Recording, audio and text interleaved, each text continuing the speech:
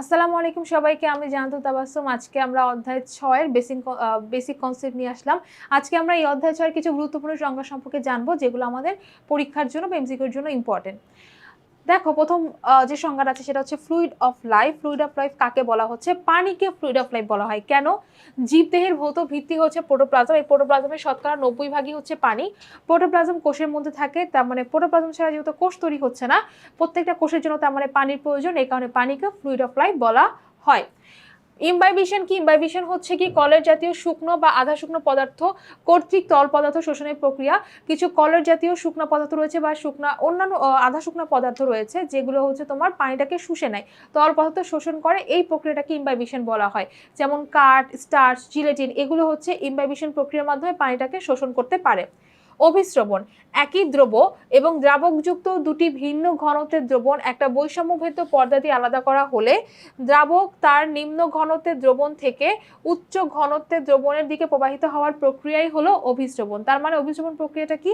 যখন একই দ্রব এবং দ্রাবক যুক্ত থাকবে, দুটো ভিন্ন ঘনত্বের দ্রবণ একটা বৈষম্যভেদ্য পর্দা দিয়ে আলাদা করা থাকবে, তখন যেটা হয়, দ্রাবক তার নিম্ন ঘনত্বের দ্রবণ থেকে, মানে অল্প ঘনত্বের দ্রবণ থেকে যখন বেশি ঘনত্বের দ্রবণের দিকে প্রবাহিত হবে, তাকে বলা হচ্ছে গিয়ে তোমার, তাকে কি বলা হয়? তাকে বলা হয় হচ্ছে অভিস্রবণ প্রক্রিয়া। এরপরে দেখো ব্যাপন চাপ। ব্যাপন চাপ কি? একই তাপমাত্রায় এবং বায়ুমণ্ডলীয় চাপে, তার মানে তাপমাত্রা একই থাকবে, বায়ুমণ্ডলীয় চাপ একই থাকবে। কোনো পদার্থের বেশি ঘনত্ব বিশিষ্ট দ্রবণ থেকে, মানে বেশি ঘনত্ব বিশিষ্ট দ্রবণ থেকে যখন কম ঘনত্বের দ্রবণের দিকে দ্রাবকের ব্যাপিত হওয়ার প্রচ্ছন্ন ক্ষমতা থাকে, তাকে বলা হয়, তাকে কি বলা হয়? তাকে বলা হয় ব্যাপন চাপ। তাহলে ব্যাপন চাপ হচ্ছে কি? যখন বেশি ঘনত্বের দ্রবণ থেকে, ব্যাপন মানেই হচ্ছে বেশি ঘনত্বের দ্রবণ থেকে কম ঘনত্বের দ্রবণের দিকে যাবে। যখন একই তাপমাত্রা এবং বায়ুচাপের ক্ষেত্রে বেশি ঘনত্বের দ্রবণ থেকে কম ঘনত্বের দ্রবণের দিকে দ্রাবকের, মানে পানির ব্যাপিত হওয়ার ক্ষমতা, অর্থাৎ পানি যখন ব্যাপিত হতে চাচ্ছে, পানি যখন বেশি ঘনত্বের দ্রবণ থেকে কম ঘনত্বের দ্রবণের দিকে যাচ্ছে একই তাপমাত্রা বায়ুমণ্ডলীয় চাপে, সেই প্রক্রিয়াটিকে বলা হচ্ছে ব্যাপন চাপ। লেন্টিসেল। লেন্টিসেল কি? উদ্ভিদের গৌণ বৃদ্ধি হলে কাণ্ডের বাকল ফেটে যে ছিদ্র সৃষ্টি হয় তাকে লেন্টিসেল বলে। যখন দেখবা যে একটা কাণ্ড যখন আস্তে আস্তে মানে চওড়া হতে হতে যখন মাঝখানে কাণ্ডের মাঝখানে ফাটল সৃষ্টি হয়, যে ছিদ্র সৃষ্টি হয়, সেটাকে বলা হচ্ছে লেন্টিসেল। কোষ রস কি? কোষের ভিতরকার পানি এবং পানিতে দ্রবীভূত খনিজ লবণকে একত্রে বলা হয় কোষ রস। কোষের ভিতরে দেখবা যে পানিও থাকে, সাথে খনিজ লবণও থাকে, এই দুটোকে একত্রে বলা হচ্ছে কোষ রস। প্রস্বেদন বা বাষ্পমোচন হচ্ছে এটা একটা বায়বীয় প্রক্রিয়া বা শারীরবৃত্তীয় প্রক্রিয়া। এই শারীরবৃত্তীয় প্রক্রিয়ার মাধ্যমে কি হয়? উদ্ভিদের বায়বীয় অঙ্গের মাধ্যমে বাষ্পাকারে পানি বের করে দেয়। এইটাকেই বলা হয় প্রস্বেদন বা বাষ্পমোচন। বাষ্পমোচন শব্দটা কিন্তু প্রস্বেদনের উল্টা, অর্থাৎ প্রস্বেদনটাকেই আরেকটা শব্দ ইউজ করা হয় বাষ্পমোচন। তাহলে একটা শারীরবৃত্তীয় প্রক্রিয়া যেখানে উদ্ভিদ তার বায়বীয় অঙ্গের মাধ্যমে, বায়বীয় অঙ্গ কি কি? পত্ররন্ধ্র, লেন্টিসেল, আর একটা হচ্ছে কিউটিকল, এগুলো হচ্ছে বায়বীয় অঙ্গ। এগুলোর মাধ্যমে যখন বাষ্পাকারে পানি বের করে দিবে তাকে বলা হয় প্রস্বেদন। কিউটিকল কি? যে কিউটিকল একটাকে বললাম, উদ্ভিদের বহিত্বকে, মানে বাইরের ত্বকে, বিশেষ করে পাতার উপরে এবং পাতার নিচে কিউটিনের আবরণ থাকে। এই কিউটিনের আবরণটাকে বলা হয় কিউটিকল। ঠিক আছে? কিউটিকলের মাধ্যমে কিন্তু প্রস্বেদন সংঘটিত হতে পারে। কিউটিকুলার প্রস্বেদন। কিউটিকুলার প্রস্বেদনটা কি? কিউটিকল আবরণ ভেদ করে, কিউটিকল হচ্ছে এই যে কিউটিনের যে আবরণটা, এই কিউটিকলের আবরণ ভেদ করে কিছু পানি উদ্ভিদ কি করে? বাষ্পাকারে বাইরে বের করে দেবে।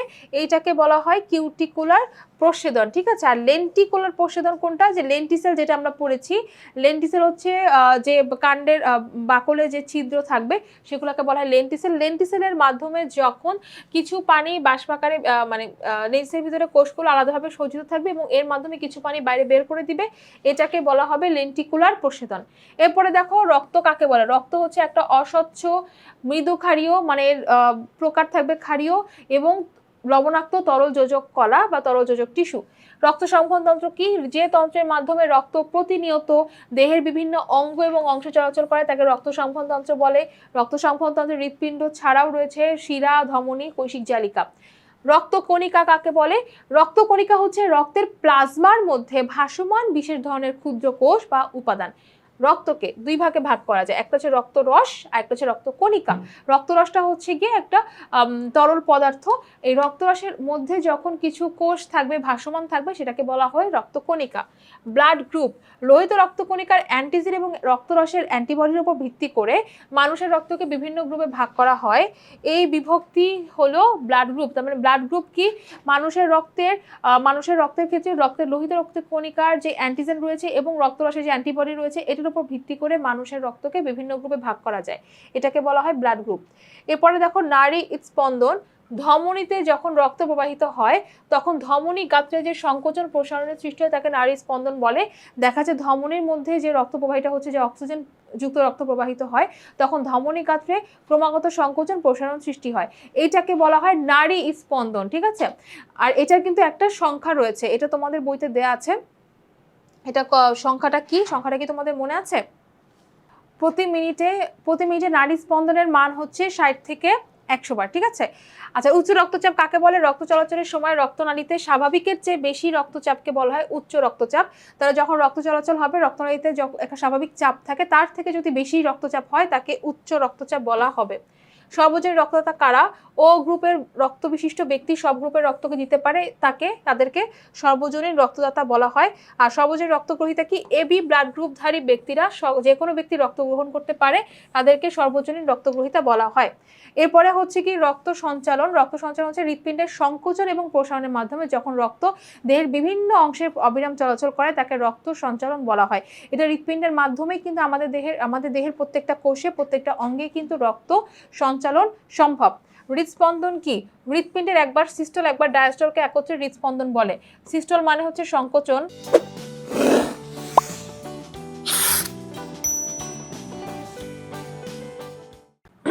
ডায়াস্টল মানে হচ্ছে প্রসারণ। হৃৎপিণ্ড একবার সংকুচিত হবে, একবার প্রসারিত হবে, একবার সংকুচিত একবার প্রসারিত। এই যে একবার সংকোচন প্রসারণ এদেরকে একত্রে বলা হয় হৃদস্পন্দন। রক্তনালিকা বা রক্তবাহিকা, যেসব নালীর ভেতর দিয়ে রক্ত প্রবাহিত হয় বা সঞ্চালিত হয় তাকে রক্তনালী বা রক্তবাহিকা বলা হয়। তাহলে রক্তনালিকা বা রক্তবাহিকা হচ্ছে যেসব নালীর ভিতর দিয়ে রক্ত হচ্ছে প্রবাহিত হবে বা সঞ্চালিত হবে, সেটাই রক্তনালিকা বা রক্তবাহিকা। এরপরে দেখো রক্তচাপ কাকে বলে? রক্ত প্রবাহের সময় ধমনীর গায়ে একটা চাপ সৃষ্টি হয়, সেটা আমি আগেও বলেছি যে যখন রক্ত চলাচল হবে তখন ধমনীর গায়ে একটা চাপ সৃষ্টি হয়, কারণ হচ্ছে ধমনীর মাধ্যমে পুরো দেহে রক্তটা সঞ্চালন হচ্ছে, এই চাপটাকে বলা হয় রক্তচাপ। সিস্টোলিক চাপ কি? সিস্টোলিক মানে আগেই বলেছিলাম সংকোচন, তার মানে হৃৎপিণ্ডের সংকোচন বা সিস্টোল অবস্থায় ধমনীর গায়ে রক্তচাপের মাত্রা সবচেয়ে বেশি থাকে, কারণ সংকোচন হচ্ছে, দেখো সংকোচন হচ্ছে, এখানে একটা চাপ তৈরি হচ্ছে, এখানে একটা শক্তি প্রয়োগ করতে হচ্ছে, এই জন্য এখানে সংকোচন মাত্রাটা বেশি থাকে, একে বলা হয় সিস্টোলিক চাপ। তার মানে হৃৎপিণ্ডের সংকোচন বা সিস্টোল অবস্থায় হৃৎপিণ্ডের ধমনীর গায়ে রক্তচাপের মাত্রা সবচেয়ে বেশি থাকবে। আর উল্টাটা হয় ডায়াস্টোলিক চাপের ক্ষেত্রে। ডায়াস্টোলিক চাপ হচ্ছে প্রকৃতপক্ষে নিলয়ের প্রসারণটাকে বোঝায়। যখন নিলয় প্রসারিত হয় তখন ডায়াস্টল অবস্থায় রক্তচাপ কি থাকে? কম থাকে। প্রসারিত হলে জায়গাটা একটু রিল্যাক্স থাকে, কোনো প্রেশারটা কম পড়ে, তো সেইটাকে তখন বলা হয় ডায়াস্টোলিক চাপ। এরপরে দেখো কোলেস্টেরল কাকে বলে? হাইড্রোকার্বন কোলেস্টেরল থেকে উৎপন্ন যৌগকে কোলেস্টেরল বলা হয়। হাইড্রোকার্বন কোলেস্টেরল থেকে যে যৌগটা তৈরি হবে তাকে কোলেস্টেরল বলে। 3 ধরনের কোলেস্টেরল রয়েছে, এলডিএল, এইচডিএল আর ট্রাইগ্লিসারাইড। আচ্ছা, তার আগে আমি তোমাদেরকে বলি যে সিস্টোলিক চাপ আর ডায়াস্টোলিক চাপ, যেটা মানুষের রক্তের স্বাভাবিক চাপ হচ্ছে গিয়ে স্বাভাবিক রক্তচাপ হচ্ছে 180/80, এই 120/80। তো 120 যেটা, এটা সবচেয়ে বেশি মাত্রা, এটা হচ্ছে কি এটা হচ্ছে সিস্টোলিক চাপ, আর যেটা কম 80 সেটা হচ্ছে গিয়ে ডায়াস্টোলিক চাপকে নির্দেশ করে। এবার আসি এলডিএল। এলডিএল হচ্ছে লো ডেন্সিটি লিপোপ্রোটিন, যেটাকে বলা হয় খারাপ কোলেস্টেরল, এটা হৃদরোগের ঝুঁকি বাড়াবে। আর এইচডিএল হচ্ছে এইচডিএল হাই ডেন্সিটি লিপোপ্রোটিন, এটা হচ্ছে কি ভালো কোলেস্টেরল, এটা হচ্ছে হৃদরোগের ঝুঁকিটা কমাবে। ট্রাইগ্লিসারল হচ্ছে 3 অণু ফ্যাটি অ্যাসিডের সাথে যখন 1 অণু গ্লিসারলের সংযুক্তি হয় তাকে ট্রাইগ্লিসারাইড বলা হয়। তবে 3 অণু ফ্যাটি অ্যাসিড প্লাস 1 অণু গ্লিসারল, এই দুটা মিলে একত্রে তৈরি হবে ট্রাইগ্লিসারাইড। এটা কেমিস্ট্রি পড়া হয়ে গেল। পত্ররন্ধ্র কি? পাতায়, কচি কাণ্ডে, ফুলের বৃতি, পাপড়িতে দেখা যায় দুটা রক্ষীকোষ বিশিষ্ট এক ধরনের রন্ধ্র থাকবে, ক্ষুদ্র ক্ষুদ্র রন্ধ্র থাকে, যেটা পাতার কোষে পাওয়া যায়, এটাকে পত্ররন্ধ্র বলা হয়। যেহেতু পাতার রন্ধ্র তাই এটার নাম পত্ররন্ধ্র, এবং এটা তোমার খালি চোখে দেখা যাবে না। ধমনী, অক্সিজেন সমৃদ্ধ রক্ত হৃৎপিণ্ড থেকে সারা দেহে বহনকারী রক্তনালী হচ্ছে ধমনী। ধমনীর কাজ হচ্ছে আমাদের হৃৎপিণ্ড থেকে যে অক্সিজেন সমৃদ্ধ রক্ত তৈরি হচ্ছে সেটা পুরো দেহে সরবরাহ করা। আর শিরা হচ্ছে যেসব নালীদের রক্ত দেহের বিভিন্ন অংশ থেকে হৃৎপিণ্ডে ফেরত আসে তাকে শিরা বলে।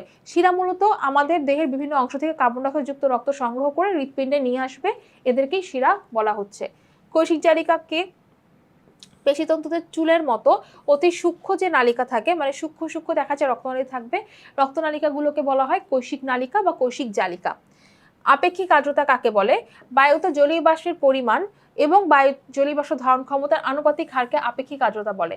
তার মানে হচ্ছে গিয়ে বায়ুতে যতটুকু জলীয় বাষ্প রয়েছে এবং বায়ু যতটুকু জলীয় বাষ্প ধারণ করতে পারে তার ক্ষমতা, এই দুটার একটা আনুপাতিক হার রয়েছে, এটাকে বলা হয় আপেক্ষিক আর্দ্রতা।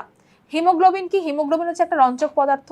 এটা এক ধরনের রঞ্জক পদার্থ, কোথায় থাকে? লোহিত রক্তকণিকায় থাকে। হিমোগ্লোবিনের কালার হচ্ছে লাল, তাই লোহিত রক্ত এর উপস্থিতির কারণে কি হবে? রক্ত লাল দেখা যাবে।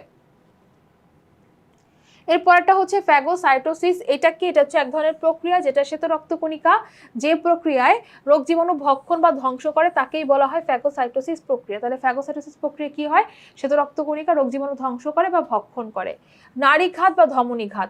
হৃৎপিণ্ডের দুটি বিটের মাঝামাঝি সময় রক্তনালীতে সৃষ্টি হওয়া সিস্টোলিক এবং ডায়াস্টোলিক রক্তচাপের পার্থক্যকে নাড়িঘাত বলা হয় বা ধমনীঘাত বলা হয়। তার মানে নাড়িঘাত বা ধমনীঘাত হচ্ছে হৃৎপিণ্ডের দুইটা বিট হয়, মানে দেখবো যে লাভ ডাব দুটা বিট হবে, এই দুটা বিটের মাঝামাঝি সময়ে রক্তনালীতে যে সিস্টোলিক চাপ সৃষ্টি এবং ডায়াস্টোলিক চাপ সৃষ্টি তাদের মধ্যে একটা পার্থক্য পাওয়া যায়, এটাকে ধমনীঘাত বা নাড়িঘাত বলা হবে। এরপর একটা হচ্ছে কি লিউকেমিয়া। লিউকেমিয়া হচ্ছে রক্তের ক্যান্সার যা অস্বাভাবিক শ্বেত রক্তকণিকা বৃদ্ধির ফলে প্রকাশ পায়।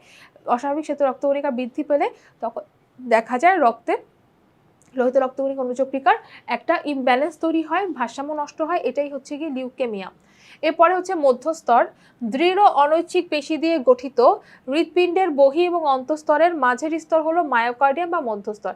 তার মানে হচ্ছে কি মায়োকার্ডিয়াম মধ্যস্তর এটা আমরা জানি, বা হচ্ছে কি মাঝখানের স্তর আমরা জানি, তবে এটা দৃঢ় অনৈচ্ছিক পেশি দিয়ে গঠিত। এর পরেরটা হচ্ছে কি রক্ততঞ্চন। রক্ততঞ্চন হচ্ছে ক্ষতস্থান থেকে, যেখানে আমাদের কাটে, মানে হাত পা যেখানে কাটবে সে ক্ষতস্থান থেকে নির্গত রক্ত জমাট বাঁধার প্রক্রিয়াকে বলা হয় রক্ততঞ্চন প্রক্রিয়া। তাহলে আজকের ক্লাসে আমরা এই অধ্যায়ে যত গুরুত্বপূর্ণ সংজ্ঞা রয়েছে সেই সংজ্ঞাগুলো সম্পর্কে জানলাম, বুঝলাম। আশা করি তোমাদের এই ক্লাসটা করে অনেক ভালো লেগেছে এবং তোমাদের যখন 1 নম্বরের বা জ্ঞানমূলক প্রশ্ন আসবে তখন দেখা যায় এখান থেকেই মূলত প্রশ্নগুলো তোমরা কমন পাবে। সুতরাং তোমরা যদি এই টপিকগুলো যদি পড়ো বা এই সংজ্ঞাগুলো যদি পড়ো তোমাদের কিন্তু 100-তে 100 অবশ্যই কমন আসবে ইনশাল্লাহ।